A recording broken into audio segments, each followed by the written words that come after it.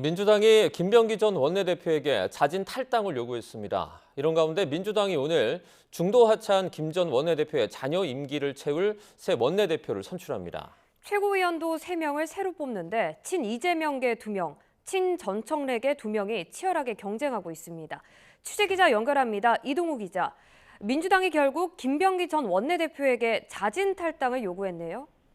예, 그렇습니다. 민주당은 오늘 김병기 전 원내대표에게 자진 탈당을 요구했는데요. 박수현 수석 대변인은 오늘 기자 간담회를 통해 김병기 의원 본인도 본인이 그토록 소중하게 여겨왔던 애당의 길이 무엇인지 깊이 고민해보기를 요청한다면서 사실상 탈당을 촉구했습니다. 이어 김 의원이 자진 탈당하지 않을 경우에 제명 등 모든 가능성이 다 열려있다면서 이같이 말했습니다. 박 수석 대변인은 김 의원에 대한 단호하고 신속한 조치를 요구하는 당원들의 요구가 날이 갈수록 거세지고 있다면서 정청래 대표도 민심과 당심을 가장 중요하게 생각하며 많은 고민의 밤을 지새우고 있다고 전했습니다. 박수석 대변인은 만약 내일 당 윤리심판원 회의 결과가 제명이 아닌 다른 쪽으로 난다고 하더라도 모든 가능성이 열려있다는 것이라며 상황에 따라서는 당대표 비상징계 요구 가능성도 있다고 덧붙였습니다. 김 전 원내대표는 내일 윤리심판원 회의에 직접 출석해 소명할 예정입니다. 앞서 원내대표 보궐선거에 출마한 4명의 후보 모두 김 전 원내대표의 자진 탈당 문제에 대해 동의하기도 했습니다. 토론회에서 유일하게 유보적 입장을 밝혔던 박정 의원도 민심이 악화하자 하루 사이에 탈당 촉구로 선회했습니다. 이런 가운데 민주당이 오늘 신임 원내대표를 선출하죠? 예, 그렇습니다. 신임 원내대표 임기는 오는 5월까지 4개월에 불과하지만 민주당 원내대표 보궐선거에는 당초 예상보다 많은 4명이 출사표를 던졌는데요.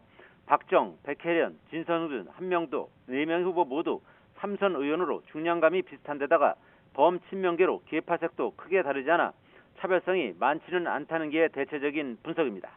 따라서 막판까지 판세는 안개 속인데요. 1차 투표에서 과반 득표자가 나오지 않을 경우엔 상위 2명이 결선 투표를 치러야 합니다. 다만 국회의원과 권리당원 투표가 8대2 비율로 반영되는 만큼 현역 의원들의 표심이 절대적으로 작용합니다. 앞서 TV 토론회에 나선 후보들은 이재명 정부의 성공적인 국정운영 지원과 당내 위기 수습, 2차 종합특검 등을 한 목소리로 강조했는데요. 후보들은 공천원금 전수조사 시행 여부를 두고는 미미한 입장 차이를 보였습니다.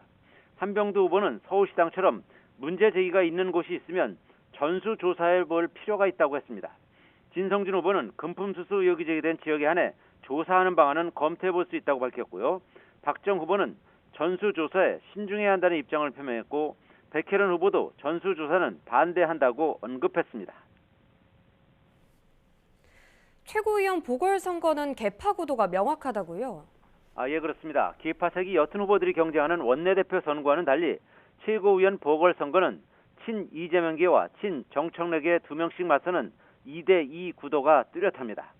친 이재명계로 분류되는 강북구 이권태 의원과 친 정청래계로 불리는 문정복 이성윤 의원이 최고위원 3자리를 놓고 치열한 경쟁을 벌이고 있습니다.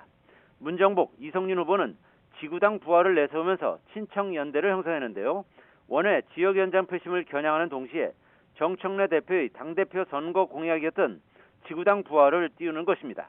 두 후보는 앞선 토론회에서 정 대표의 대표 공약인 대의원과 권리당원 표의 등가성을 맞추는 1인 1표제의 신속한 추진도 강조했습니다.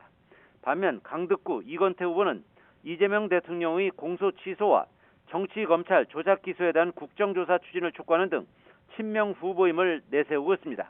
앞서 친명계인 유동철 부산 수영구 지역위원장의 후보 사퇴 또한 친명계 외곽 조직인 더민주 전국혁신회의 측의 표심을 이 대통령의 대장동 사건 변호인 출신인 이건태 후보에게 몰아주기 위한 선택이라는 분석입니다.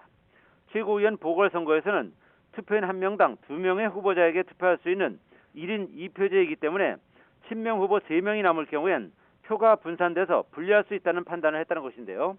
최고위원은 권리당원 투표 50%, 중앙위원 투표 50%를 합산해서 선출합니다.